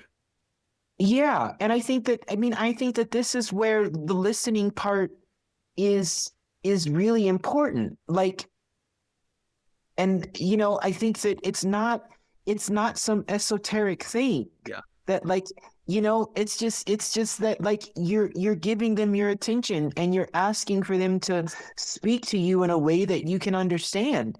And like I've learned that when I'm really clear with horses, really clear, like, please, I don't understand what you want. Make it clear for me. They do. Yeah, they do. You know what I mean? Like, I think that this gulf that we make between ourselves and, and we find all this data. It's just like, just like fucking come to your heart first. Can you feel safe inside of your own body? Right, which we can't always be in all the time. So I agree. It's like we go through a range of emotions in any given day, right? And we go through safety and not safety in any given day, multiple times, and we go through all of this. So it's being aware of it that I'm saying. Indeed, and so let's say I'm in one of my Rupert funks. The question is, how long do I want to stay there? Now, when I haven't identified that I'm in there, then I have no control over that. But as soon as I become aware of it, then I actually do have a bit of a choice of, do I want to be here all day, or do I want to now start looking for ways away from this? You talked about Jesus. One of the things I really like about the New Testament is there's that famous line in there, which I feel is often misunderstood, which is, if you get slapped, turn the other cheek. And people interpret that as be a pussy. And I don't interpret it that way at all. I think the better interpretation, this is Neville Goddard. If those people who know who Neville Goddard was, if you don't, look him up on YouTube.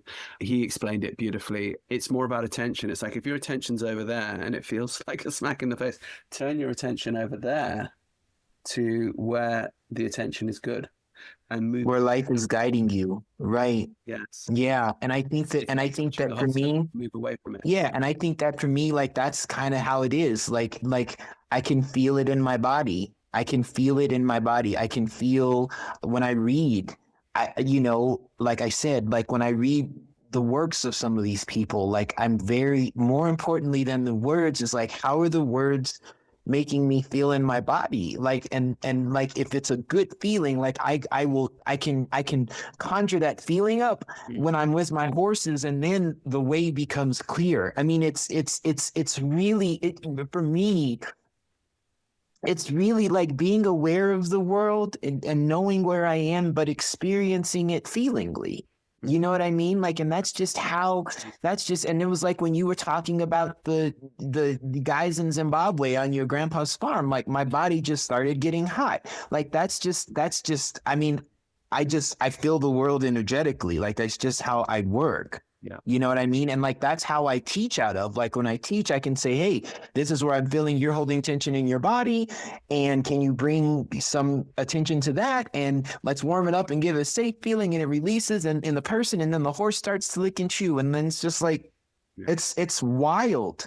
Do you have a go-to for when people come in for a quote unquote lesson? Naturally, people are in a state of fear, and this is not their fault.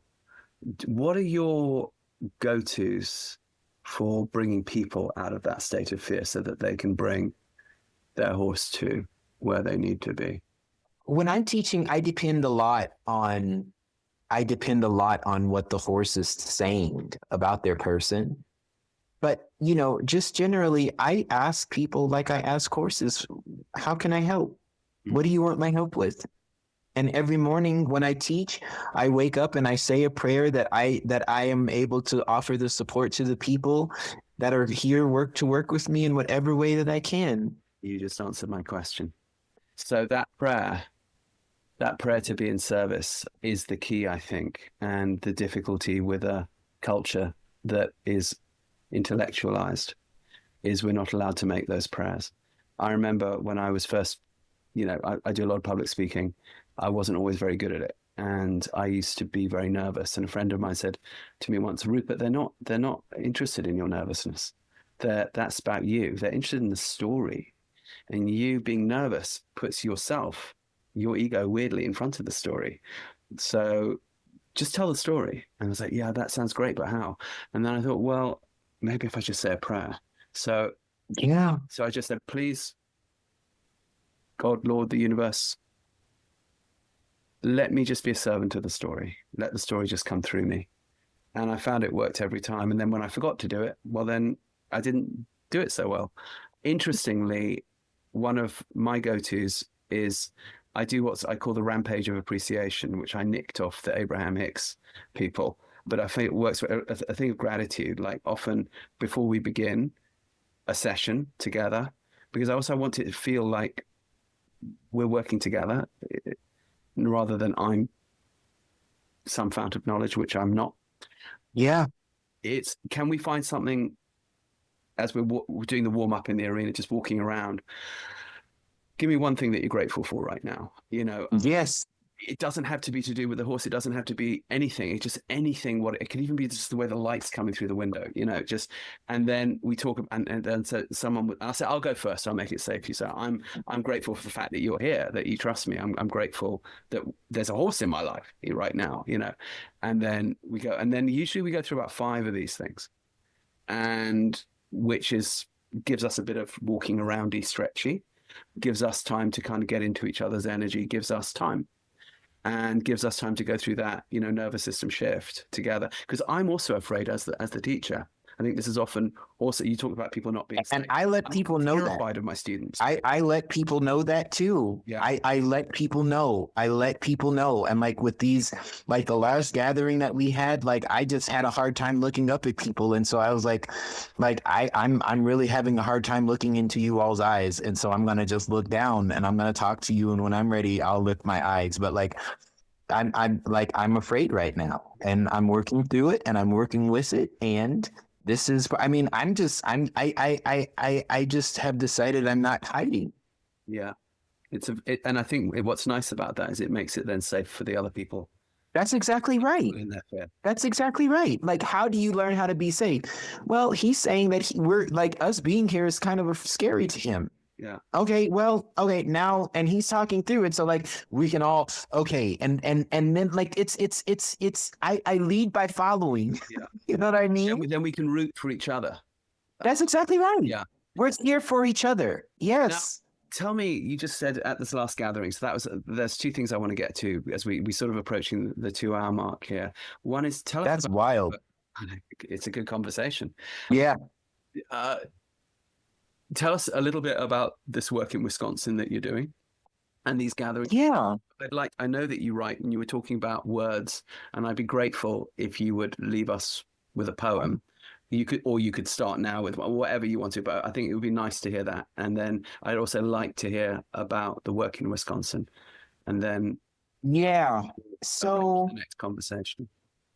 The work in Wisconsin. So because I'm not clinicking publicly anymore, I felt like I still had to. I felt like I wanted to offer something to people because people kept asking me if I was gonna teach, and last year I canceled my whole season because the horse Shoto with DSLD, he came to me in a dream and he was like, listen, like, because what I would do is that I would fly to their farm after every clinic that I did, no matter where I was in the world. Place in Wisconsin that you're working. In Wisconsin, yeah. And he was doing good, but one day I woke up and he was just like, he was waiting for me. Mm-hmm. And he was just like, I need you to cancel your season. We're going to work with this DSLD and I'm going to show you how to do it and X, Y, and Z. And so I talked to his people and they were like, yeah, no problem. That's fine with us. And then I had to cancel all of my clinics. I was scheduled to like 2026, 2027? Yeah. And so I had to go around and cancel all of them. Yeah. And, you know, his pasterns lifted and he was rideable and happy. And then I really enjoyed, and the horses really enjoyed the work that we were doing together. They were changing for me, which they hadn't done for anybody else. And so I decided that maybe it would be valuable for some people to come in and see the work that I've been doing with horses that I've been working with for a long time. And horses from the very beginning all the way up to the high school. Super. If people want to come and watch you work doing this, how do they do this? So I think I have a Facebook page. I still don't have a website, but if they just send me a message on Facebook, I can get the information to them. Okay. They just leave me a message there in a direct message. That would be great. And this is close to the Illinois border. This is Chicago area. Yeah. Right. So easy to get to for people. I'm going to go. I'm going to come. So yeah, definitely. I would love for you to come. It just occurred to me that I hadn't actually asked permission. So thank you for saying. No, but I invited you. That's how this happened. I was like, hey, and you know, I mean, and just around the idea of safety. Yeah. I remember when you and I were in Texas. Yeah. And we were doing Warwick's thing, and you had invited me to have a conversation. And would you know that just now, when I reached out, like I felt safe enough to have a conversation. Like it's taken me over 4 years to get myself to the point to where I felt like, and I don't know if it was irrational or not, but to get to the point to where I felt like I would be safe enough in myself to be able to have a conversation that felt good to have with you. And that's really beautifully kind of reflective of the work that I do. Like, how long can you stay with a question? You know what I mean? Mm-hmm. And horses go through all of these iterations of like, I've come to this point of safety, but I'm not sure that safety is safe. And so I'm going to wait. You know what I mean? And like, are they okay with me not being ridden? Because if they're okay, then there's a possibility that being ridden is safe with this person. Yeah. You know what I mean? And like, that's... It's, you know, and it's interesting to me because I will always invite, but I don't take it in any way personally if the invitation is not taken up, because autism completely changed my worldview on this. And I realized that the whole point is one opens a door and then you just keep it open. And when the time is right, when the safety is there, when for whatever reason, rational, irrational, as you say, it seems to be right for that child. Now, after hanging out together for a year, 2 years, 10 minutes, you never know. You just have to be available. And then when the contact comes, it's meaningful. Well, and I'm just saying that I'm grateful that you stayed available, and that it was so warmly received by both you and your wife when I reached out, because for some, and I don't know what it was, but for some reason it just took my system a long time to be able to do that. And so, and with certain things, and mostly with people, I'm like that. With horses, I'm so, there's just a freedom that I have when I'm with them that allows me to hear them and feel them that I don't always have with people. And it's not comparative. I mean, it's neither here nor there. It's just still how I am in the world. Yeah. You know what I mean? And I say all that just to say thank you for staying available. I mean, the gratitude goes both ways. And one of the great joys for me of doing this thing of conversations is I feel that these conversations put healing out into the world. So they need to happen when they need to happen. Healing has a time because there's ancestral forces at work. There's other things at work than us. And when the time is right, they give us a push. They go, all right, now go. And I've learned, like you, to listen for that push. I had a very interesting similar thing once. I got in the foundation, we have a foundation that helps people to get services with autism. And we had a wonderful donor call up. And I don't know why it took me 6 months to return the call. I was terrified. I was paralyzed. I couldn't do it. And every part of me was like, Rupert, this is irresponsible. I was like, yeah, I know, but I can't. And then a day came that I could. And I don't know why, but it was the right day. And it was, So I hear you. I would love to hear a poem. I am trying to still find one. Oh, I'm just gonna be brave and this one landed.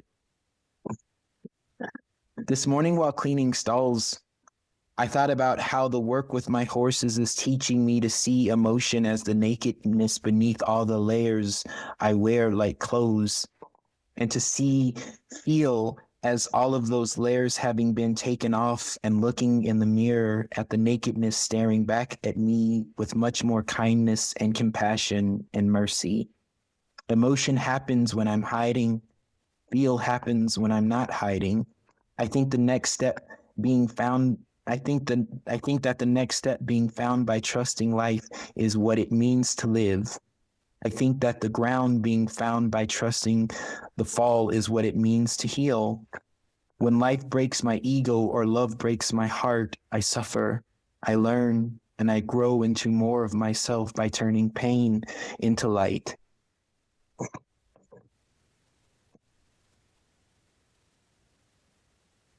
Beautiful. Words to live by. Words to conjure. I liked that there was a word that sprung out at me from that, which you don't hear very often. You hear the word compassion often. You hear lots of words. You don't often hear the word mercy. Oh, mercy is so good.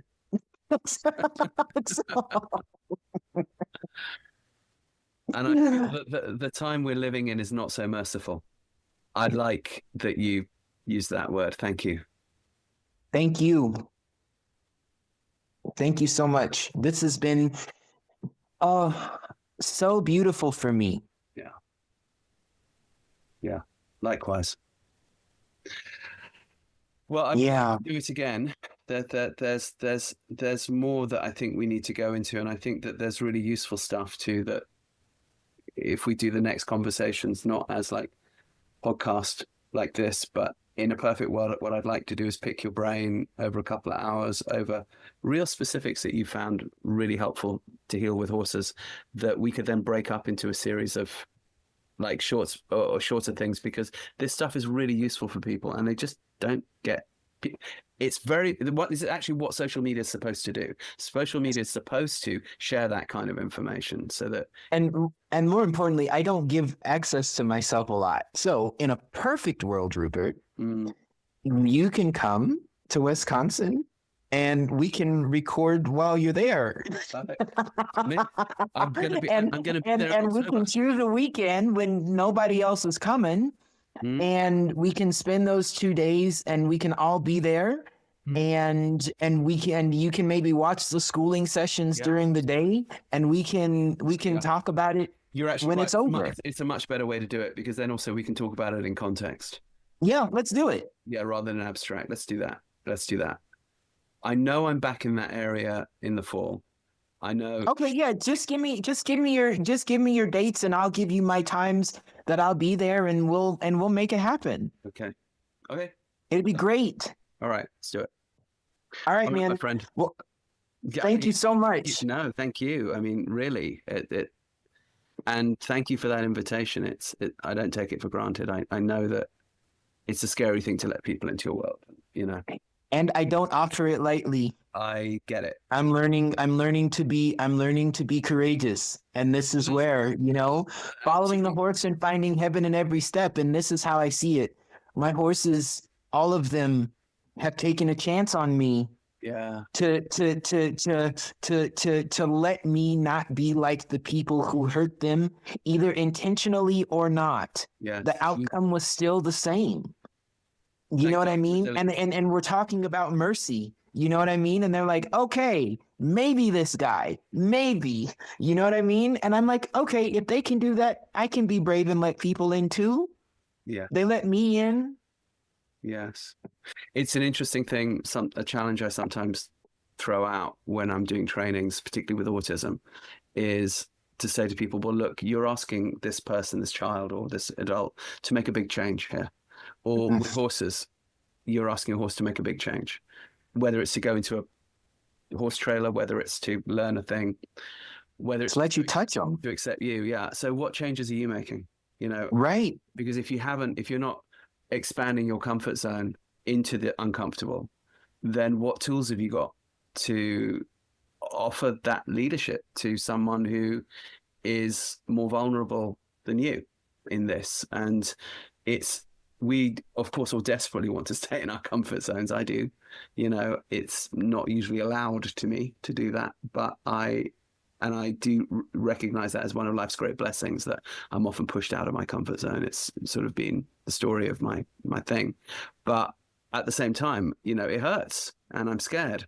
And sometimes people come in who are not got one's best interests. So you know, and then there's a lesson to be learned there, which is how do you... I pray those people don't show up. I pray that the folks that are there will be there because they're supposed to be there. Yeah, exactly. And that the folks that aren't supposed to be there don't come. Yeah. Yeah. And 9 times out of 10, that prayer's a chance. All right. Well, then roll on. I'll be there. Huh? Then roll on Wisconsin. I'll be there. All right, cool. Yeah, we'll get dates together, and I look forward to sharing the work and talking with you about it. Thank you so much for accepting our invitation. Oh, thank you. Thank you.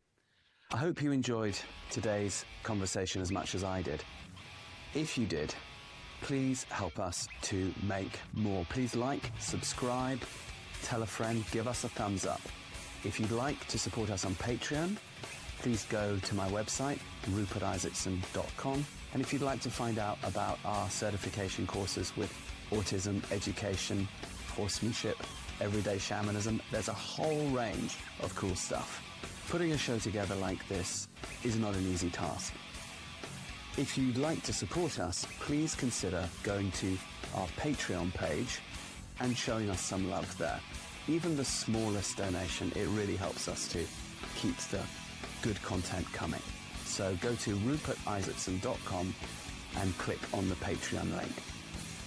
Not to mention our excellent merch. Please go to our shop and check out some of our really cool rock and roll themed merch, t-shirts, hoodies, all that sort of thing. rupertisaacson.com. It's all there. I can't wait for our next guest and also to meet you there.